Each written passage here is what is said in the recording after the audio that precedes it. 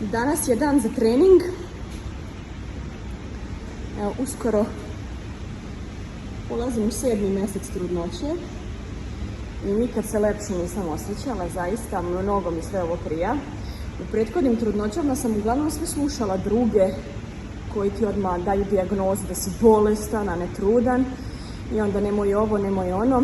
Verujem da u 4. trudnoći kad smo došli iz Amerike sam se uželjela svih tih onih naših tradicionalnih radova i onda sam u 7. i 8. mjesecu skupljala šljive i verujem da mi je to pomoglo isto za dobar porođaj, ta lepa fizička aktivnost, pogotovo ta pozicija kad se kupe šljive, jako lepo pomaže da se istegne materica ako je žena savijena dole i da se lepo beba pozicionira u stomaku.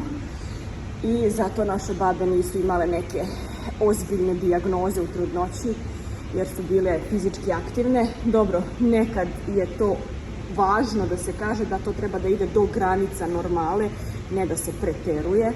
Zato ja sad slušam svoje tijelo i kad mi kaže da stanem, ja stanem, ali trenutno mi ove fizičke aktivnosti jako lepo prijaju i stvarno uživam i trebalo je sve da odrastem i da dođem u ove neke kao zrele godine, da mogu da zauzmem svoj stav i da ne slušam nikog, nego samo sebe i svoje tijelo.